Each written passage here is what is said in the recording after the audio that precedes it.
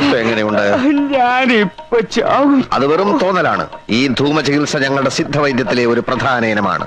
നിങ്ങളുടെ തലവേദനയുടെ അവസാനത്തെ ദിവസമാണെന്ന്. പരമാനന്ദ ഗുരുവെ ധ്യാനിച്ച് വിശ്രമിച്ചോളൂ, പൊയ്ക്കോളൂ. ശരി. അടുത്ത ആള് വരിക.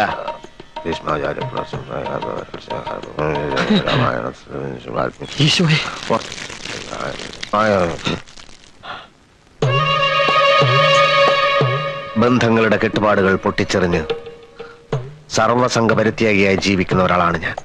ഇവിടെ വന്ന് എന്റെ സ്വൈര്യം കെടുത്തരുത്. ഞാൻ ബന്ധുവായിട്ടല്ല, രോഗിയായിട്ടാ വന്നിരിക്കുന്നത്. എന്റെ ഇടത് കൈ നിർജീവമാണ്. അങ്ങ് വലിയ സിദ്ധവൈദ്യനാണല്ലോ. സെക്കൻഡ് വെച്ച് രോഗങ്ങൾ മാറ്റുന്ന സിദ്ധവൈദ്യൻ, എന്റെ ഈ കൈ ഒന്ന് ജീവനുള്ളതാക്കി തരണം. ഇടഞ്ഞു നിൽക്കുകയായിരുന്നെങ്കിലും ഒടുക്കം വൈദ്യർക്കൊരു രോഗം വന്നപ്പോ സ്വാമിയുടെ അടുത്ത് തന്നെ വരേണ്ടി വന്നല്ലോ. അതാ ദൈവത്തിന്റെ കളി. കൈ കുഴഞ്ഞുപോയ ഒരു രോഗിയെ കണ്ടാൽ എനിക്ക് മനസ്സിലാവും പരീക്ഷണത്തിനാണ് വന്നതെങ്കിൽ അത് വേണ്ട. സ്വന്തം കൂടപ്പിറപ്പിന്റെ കഞ്ഞികൂടി മുട്ടിച്ച് നിന്നെ ഒരു പാഠം പഠിപ്പിക്കാൻ തന്നെ വന്നതെന്ന് കൂട്ടിക്കോ. ഓഹോ, അപ്പൊ അതൊക്കെയാണ് രോഗത്തിന്റെ ലക്ഷണങ്ങൾ. നമുക്കിത് നിഷ്പ്രയാസം മാറ്റിക്കളയാം. ആദ്യം എന്റെ ഗുരുവിനെ വന്ദിക്കണം, പിന്നെ എന്നിൽ വിശ്വാസം അർപ്പിക്കണം. എനിക്ക് പൂർണ്ണ വിശ്വാസമാണ്. എങ്കിൽ മിനിറ്റുകൾക്കകം ഈ കൈ വീശി വീശി നിങ്ങൾ ഇവിടുന്ന് തിരിച്ചു പോകും.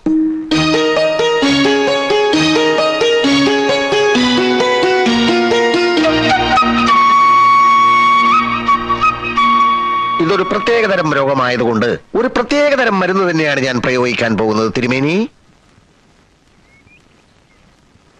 എന്ത് മരുന്നാണാവോ? താങ്കളുടെ അറിവിൽപ്പെടാത്ത എത്രയോ പച്ചമരുന്നുകൾ നമ്മുടെ സഹ്യാദ്രി സാനുക്കളിൽ ഇല്ല എന്നുണ്ടോ? ബ്രഹ്മർഷി പരമാനന്ദ ഗുരുവെ മനസ്സിൽ ധ്യാനിച്ചുകൊണ്ട് കാള കാടി കുടിക്കണ മാതിരി ഒറ്റ വലിക്ക് അങ്ങോട്ട് കുടിച്ചോളൂ. ഇതെന്താണെന്ന് പറഞ്ഞില്ല. അതൊരു രോഗി അറിയേണ്ട കാര്യമല്ല, വിശ്വാസമാണ് പ്രധാനം. പിന്നെ താങ്കൾ ഒരു വൈദ്യൻ കൂടി ആയതുകൊണ്ട് ഞാൻ സത്യം പറയാം. ഇത് ഉമ്മത്തിൻ കായ അരച്ചു കലക്കിയതാണ്. എടാ ദ്രോഹി, ഇരിക്കാനാ പറഞ്ഞത്. ഇവിടെ എന്റെ നിയമമാണ്. മരുന്ന് കുടിക്കൂ. ഉമ്മത്തങ്കായ അരച്ച് കലക്കി കുടിച്ചാൽ ചത്തുപോകുന്ന ആർക്കാണ് അറിഞ്ഞുകൂടാത്തത്? ഉമ്മത്തിൻകായ വിഷമാണെന്ന് എല്ലാവർക്കും അറിയൂ. പക്ഷെ ഈ പ്രത്യേക വാതരോഗത്തിന് ഉമ്മത്തിൻകായ ഔഷധത്തിന്റെ ഫലം ചെയ്യുന്ന പലർക്കും അറിയില്ല. ഓഹോ, എന്നാ തിരുമേനി ഇതിന്നൊരു കവളം കൊണ്ട് കുടിക്കുക. എന്നിട്ട് ഞാൻ കുടിച്ചോളാം. വാതരോഗം ഇല്ലാത്തയാൾ ഇത് കുടിച്ചാൽ അപ്പ തട്ടിപ്പോകും. താങ്കൾക്ക് വാതരോഗമുണ്ടല്ലോ, അതുകൊണ്ട് ധൈര്യമായി കുടിച്ചോളൂ. കഴിക്കൂ.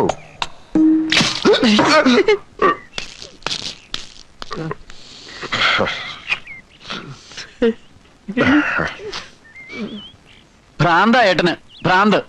ഇന്ന് ഉമ്മത്തിങ്കായ കലക്കി തന്നെങ്കിൽ നാളെ ഇരുട്ടടി അടിച്ച് കൊല്ലില്ലെന്ന് എന്താ ഇത്ര ഉറപ്പ്? എന്താ എന്റെ ഉണ്ണി ഇങ്ങനൊക്കെ പറയണത്? സ്വന്തം അച്ഛനോട് ഏതെങ്കിലും മക്കൾ അങ്ങനെ കാണിക്കോ? പിന്നെ എന്താ കാണിച്ചേ? അത് കുടിച്ചിരുന്നേ കെട്ടിയെടുക്കേണ്ടി വരില്ലായിരുന്നു തന്നെ. നിങ്ങൾ ആരും കരുതും പോലെ ഒരു വിദ്യാസുരനോ ദുഷ്ടനോ ഒന്നും അല്ല കുഞ്ഞീഷൻ. തങ്കപ്പെട്ട മനസ്സാ അവന്റേത്. ഇതുപോലെ ഓരോ താന്തോന്നും തരങ്ങൾ കാണിച്ച് നാട്ടുകാരെയും തല്ലി മേടിക്കുമ്പോ തങ്കം ചെമ്പാകും. അവൻ ഏതോ ഗുരുവിന്റെ വരം കിട്ടിയിട്ടുണ്ടെന്നുള്ള കാര്യം ഉറപ്പാ. അളിയനാ കള്ളച്ചക്കന് വക്കാലത്തുമായിട്ട് നടക്കുക. കഴിവുകളെ പ്രശംസിക്കാൻ ശിവശേഖരൻ ഒരിക്കലും അമാന്തിച്ചിട്ടില്ല. അതവിടെ നിൽക്കട്ടെ. ഇവിടെ ഇപ്പൊ സംഗതി ഒന്നും ആയിട്ടില്ല. പന്തലുകാരൊക്കെ ഏർപ്പാടാക്കിയതാ. എന്തിന്? കല്യാണം ഇങ്ങനെ അടുത്തില്ലേ? ഏത് കല്യാണം? ഏത് കല്യാണമെന്നോ? ആങ്ങളൊക്കെ ഇത് എന്താ പറ്റിയേ? ഉണ്ണിയുടെ ഇന്ദുവിന്റെയും കല്യാണേ? ഓ, കല്യാണം കല്യാണം മംഗളസുമേ. വക്ഷസ്ഥലേ കൗസ്തുഭം ധർമ്മ സംസ്ഥാപനാർത്ഥായ സംഭവാമി യുഗേ യുഗേ. അമ്മാവാ ഓടാ ആങ്ങളെ. ഓടി ശിവശങ്കര, പോടോ.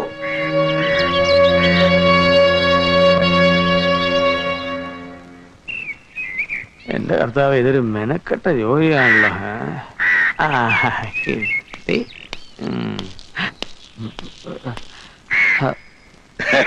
നേരത്തെ തന്നെ ചോദിക്കണമെന്നുണ്ടായിരുന്നു. നമ്മൾ തമ്മിൽ ഇതിനുമുമ്പ് കണ്ടിട്ടുണ്ടോ? നല്ല മുഖപരിചയ തോന്നുന്നു.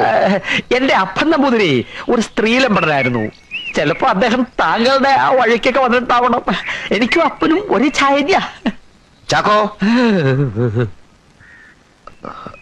ഏത് ആ മുറിയുടെ മൂലയിലുണ്ടായിരുന്ന ചാക്കോ? അതിൽ തുളസിയിലായിട്ട് വെച്ചിരിക്കുക. അതെ, ആ ചാക്കോ തന്നെ. ആ സ്വാമി, ഒരു മഹാരോഗി നേരം തെറ്റി കാണാൻ വന്നിരിക്കണു. അയാളോട് പരിശോധന സമയത്ത് വരാൻ പറയൂ. കുഞ്ഞീഷ, കഴിഞ്ഞതൊക്കെ മറക്കണം. ഒന്നുമില്ലേലും ഞാൻ നിന്റെ അമ്മാവനല്ലേ? സർവസംഘപരിത്യാഗിയായ നമുക്ക് അമ്മാവനില്ല, അമ്മായിയില്ല, അമ്മയില്ല, അച്ഛനില്ല. ഒടുവിൽ പറഞ്ഞത് ശരിക്കും സത്യമാണോ സ്വാമി? ഒന്ന് മാത്രം എനിക്ക് അറിഞ്ഞാ മതി. നിനക്ക് ഇപ്പോഴും ഇന്ദുവിനെ ഇഷ്ടല്ലേ? ഹേയ്, വന്ന കാര്യം വളച്ചു കെട്ടില്ലാണ്ട് പറഞ്ഞു തൊലയ്ക്ക് മനുഷ്യ. അല്ല, ഇന്ദുവിനെ നീ കല്യാണം കഴിക്കണം കുഞ്ഞീഷ. എനിക്കതിനുള്ള യോഗ്യതയുണ്ടോ? ഉണ്ട് കുഞ്ഞീഷ, നിനക്കേ അതിനുള്ള യോഗ്യതയുള്ളൂ. എന്റെ അനുജൻ ഉണ്ണികൃഷ്ണന് എന്നാണ് ആ യോഗ്യത നഷ്ടപ്പെട്ടത്? എന്തിനാ കുഞ്ഞീഷ എഴുതാപ്പുറം വായിക്കണത്? ആ കഥ കഴിഞ്ഞു എന്ന് വിചാരിച്ചോളൂ. വിചാരിക്കാൻ ബുദ്ധിമുട്ടുണ്ട്. നിങ്ങളൊക്കെ ചേർന്നൊരു വിത്തുപാകുന്നു, അതിന് വെള്ളമൊഴിക്കുന്നു, വളമിടുന്നു. അങ്ങനെ അത് ചെടിയാകുന്നു, മരമാകുന്നു. ആ മരം കായ്ക്കുന്നു, കായ പഴുക്കുന്നു. അതുപോലെ നിങ്ങളുടെയൊക്കെ അധ്വാനത്തിന്റെ പഴമല്ലേ ഉണ്ണികൃഷ്ണൻ? ആ പഴം ഏതോ കാക്കകൾക്കും പട്ടികൾക്കും എറിഞ്ഞു കൊടുത്തിട്ട് ഇപ്പൊ നാണമില്ലാതെ എന്റെ മുമ്പിൽ വന്ന് മൂങ്ങുകയാണല്ലേ? ഭർത്തിന് കൈപ്പിഴ ജന്മസിദ്ധയിലാണല്ലോ കുഞ്ഞീഷ്ണ. കൈപ്പിഴകളെ പറ്റിപ്പോയി, ഒരുപാട് അബദ്ധങ്ങൾ ചെന്ന് ചാടിപ്പോയി. മറക്കണം, പൊറുക്കണം. ഈ അമ്മാവനെ നീ ഒന്ന് സഹായിക്കണം. എന്റെ മകൾക്ക് നീ അല്ലാതെ ആരുമില്ല കുഞ്ഞീഷ്ണ. എല്ലാം തീരുമാനിച്ചുറപ്പിച്ച് കല്യാണത്തിനുള്ള സദ്യ വരെ ഒരുക്കിയിട്ട് മുടങ്ങിപ്പോയതല്ലേ ഇവളും ഉണ്ണിയും തമ്മിലുള്ള കല്യാണം? അതേടി, അത് മുടക്കിയ ദൈവമായിട്ടാണ് ഞാൻ കരുതുന്നത്. അല്ലെങ്കിൽ പിന്നെ അത് മുടങ്ങേണ്ട വല്ല കാര്യമുണ്ടോ? നിനക്കറിയില്ല, കോടിക്കണക്കിന് ആ കുഞ്ഞീഷിന്റെ ആസ്തി. സ്വന്തമായിട്ട് ഒരു വിമാനം വാങ്ങാൻ പോകുന്നു. കേസില്ലാത്ത ആ പീറ ഡോക്ടറെ കെട്ടിയ ഇവക്ക് ഇത് വല്ലതും സ്വപ്നം കാണാൻ പറ്റുമോ? അപ്പോ സ്വന്തം മോൾ ഇഷ്ടമല്ലേ നിങ്ങൾക്ക് വലുത്? ഈ കാര്യത്തിലല്ല. ഇവള് പറയാണ്, അച്ഛാ എനിക്കൊരു ചുവന്ന പാവാട വേണം, ഞാൻ വാങ്ങിക്കൊടുക്കും. കറുത്ത കരിവള വേണം, ഞാൻ വാങ്ങിക്കൊടുക്കും. പക്ഷേ കാശിന് ഗതിയില്ലാത്ത ഒരുത്തനെ ഭർത്താവായി വേണമെന്ന് പറഞ്ഞാൽ ഞാനതിന് കൂട്ടു നിൽക്കില്ല. ഈ ശിവശങ്കരനായ ലോകം കണ്ടവനാ. ആ ശിവശങ്കരനായന്റെ മകളെ കോടീശ്വരൻ കുഞ്ഞീഷൻ തന്നെ കെട്ടും, അല്ലെങ്കിൽ കെട്ടിക്കും. ആ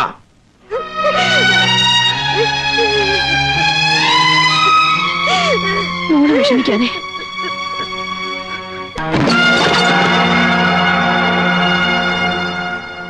എന്താ ഉദ്ദേശം? മനസ്സിലായില്ല. ഏട്ടൻ എന്തിനാ വെറുതെ പുറകെ നടന്ന് എന്നെ ഇങ്ങനെ ഉപദ്രവിക്കുന്നത്? ഞാൻ ആരെയും ഉപദ്രവിക്കാറില്ല, കാരണം എനിക്കതിനുള്ള സമയമില്ല. ഓഹോ, കള്ളം പറഞ്ഞ് എന്റെ കല്യാണം മുടക്കി, വൃത്തികെട്ടൊരു നാടകം നടത്തി നാട്ടുകാരെ മുഴുവൻ എനിക്കെതിരാക്കി, അന്തസ്സോടെ ചെയ്തുകൊണ്ടിരുന്ന ഒരു ജോലി വെള്ളത്തിലാക്കി. ഒക്കെ ഞാൻ സഹിച്ചു. പക്ഷെ കുട്ടിക്കാലം തൊട്ട് ഒരു മുത്തുപോലെ തേച്ച് മിനിക്ക് മനസ്സിൽ കൊണ്ട് നടന്നിരുന്ന എന്റെ പെണ്ണിനെ തട്ടിയെടുക്കാൻ ശ്രമിച്ചാലുണ്ടല്ലോ, വിടില്ല ഞാൻ. അതെ, താൻ വരട്ടുണ്ടോ? താൻ വരട്ടിയ വരണ്ടോണ പീക്കിരിയല്ലേ ഇദ്ദേഹം. തനിക്കറിയോ, താൻ ഒരു മുത്തുപോലെ തേച്ച് മിനിക്കാ കൊണ്ട് നടന്നിരുന്നെങ്കിൽ ഇദ്ദേഹം ആ പെൺകുട്ടി ഒരു കൽപ്പവൃക്ഷം പോലെ കരണിനകത്ത് നട്ടു നനച്ച് വളർത്തിയാ കൊണ്ട് നടന്നേ. അതെങ്ങനെ പിഴുതു കളയാൻ പറ്റുമോ? എന്നോട് ആരും സംസാരിച്ചില്ല. പോ.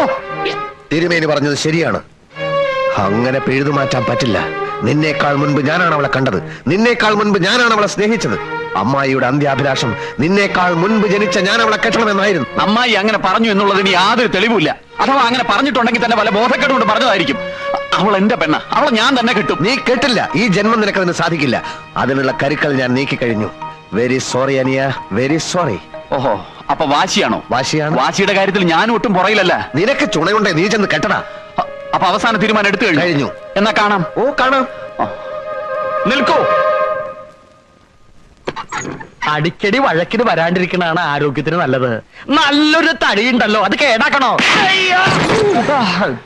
ഇപ്പൊ ഇതിരിക്കട്ടെ, സമയം വരും. അപ്പൊ താൻ തന്നെ തന്റെ ഗുരുവിന് കൊടുത്തേക്ക്. നൊന്തോ? ലേശം. നേരത്തെ ഒരു ചില്ലറ ബാക്കിയുണ്ട്. ഇല്ലെന്ന് പറഞ്ഞില്ല, എല്ലാം കൂടെ നാളെ തന്നേക്കാം. നമ്മുടെ ശിവശങ്കരൻ ഇപ്പൊ ഈ വഴി ബാലിന്റെ ചായക്കടയിലുണ്ട്. ശിവശങ്കര, ശിവശങ്കര അവിടെ നിക്ക. ശിവശങ്കര,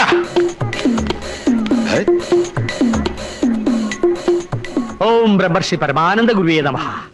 എല്ലാരെയും വീടുകളിൽ ചെന്ന് ക്ഷണിക്കാന്ന് വെച്ചാൽ അസാധ്യ കാര്യമാണ്. ഇതാ പിടിച്ചോളൂ. സ്വാമി കുഞ്ഞികൃഷ്ണാനന്ദയ്ക്ക് പ്രത്യേകിച്ച് സ്വന്തക്കാരോ ബന്ധുക്കളോ ഒന്നും ഇല്ലല്ലോ, നാട്ടുകാരാണല്ലോ എല്ലാം. സ്വാമി കുഞ്ഞികൃഷ്ണാനന്ദ വിവാഹ പത്രിക വന്നോളൂ, വന്നോളൂ. സ്വാമി കുഞ്ഞികൃഷ്ണാനന്ദ വിവാഹ പത്രിക. ഈ വരുന്ന ആഷാഢത്തിലെ ശുക്ലപക്ഷത്തിൽ അടിയൻ പരിണയ വിധേയനാവുകയാണ്. വധു കുമാരി ഇന്ദുലേഖ. ചൈതന്യവത്തായ ഈ മുഹൂർത്തം ധന്യമാക്കുവാൻ താങ്കളുടെയും കുടുംബത്തിന്റെയും സവിശേഷ സാന്നിധ്യം അടിയൻ കാംക്ഷിക്കുന്നു. സ്വാമി കുഞ്ഞീഷ്ണാനന്ദ.